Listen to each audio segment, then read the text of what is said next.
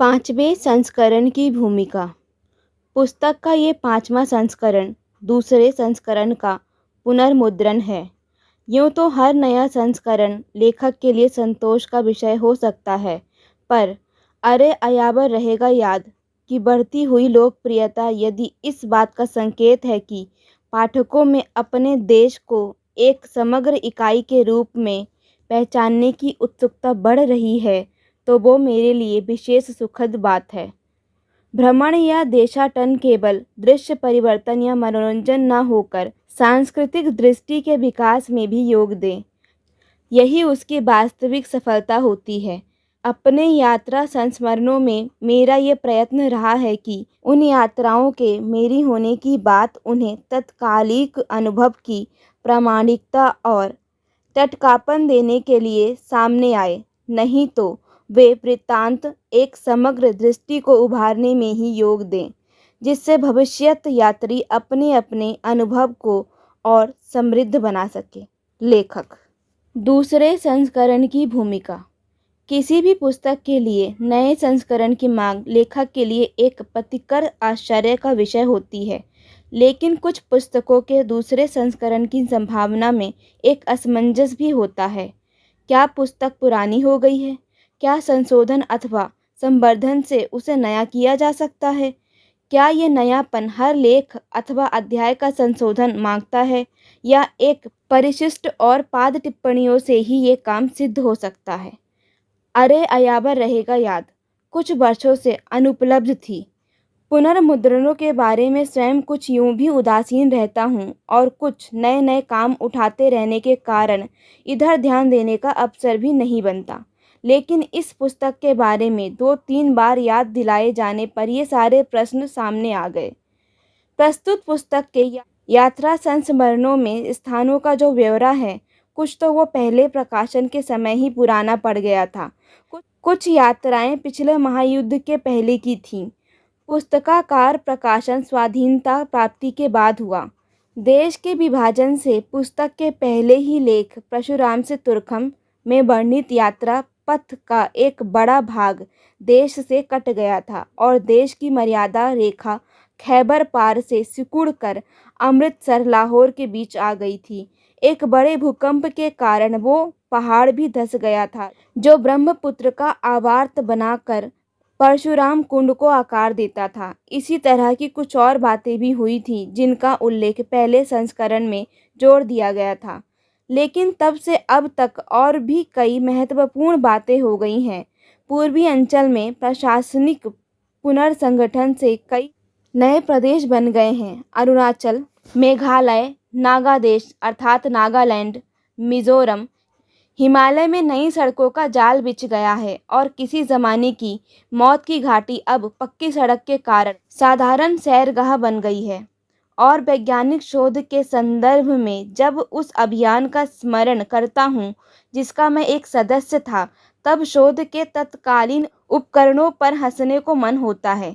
कहाँ कॉस्मिक किरणों की खोज के लिए हमारा तोते का पिंजरा, विद्युत दर्शक और हमारी किरमिच की नाव, और कहाँ आज के अंतरिक्ष यान और माप ही नहीं, माप का विश्लेषण भी करने वाले स्वयं चलित यंत्र। लेकिन स्पष्ट है कि अरे अयावर रहेगा याद जैसी पुस्तकों को उनसे मिलने वाली भौगोलिक अथवा प्रादेशिक जानकारी के लिए नहीं पढ़ा जाएगा। ऐसे यात्रा संस्मरण टूरिस्ट गाइड का स्थान लेने के लिए नहीं लिखे और पढ़े जाते।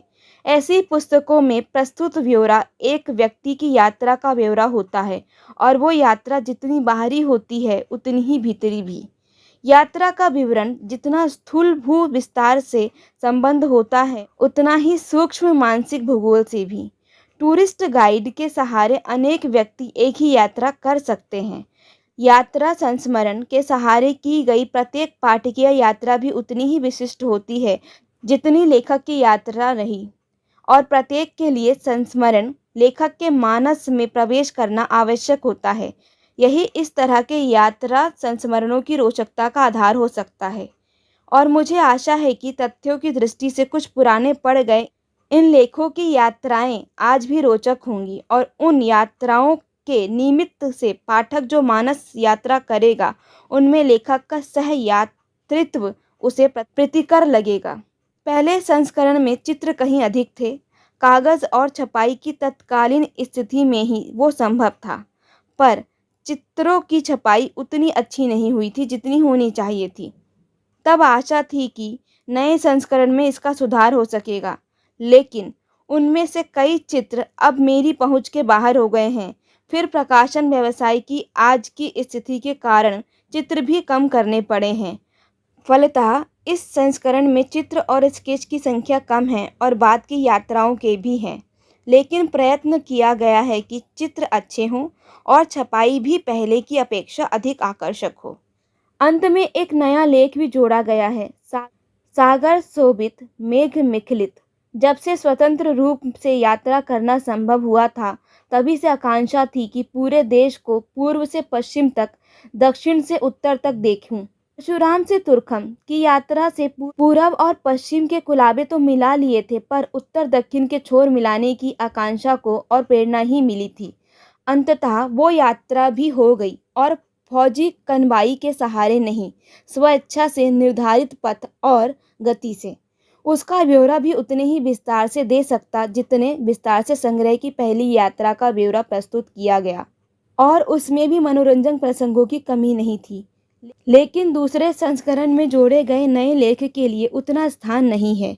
इसीलिए लेख ने पूरे यात्रा वृत्तांत का रूप नहीं लिया, केवल एक चौखटा प्रस्तुत किया है जिसमें से उस यात्रा का अवलोकन किया जा सकता है। यात्रा संस्मरणों में वृत्तांत प्रस्तुत करने का ये ढंग नया भी है और बहुत पुराना भी।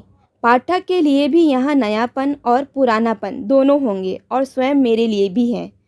पुरानेपन में भी नयापन इस दृष्टि से है कि तीर्थयात्री की धर्म भावना का स्थान मिथक के अन्वेषी की विस्मय भावना ले लेती है।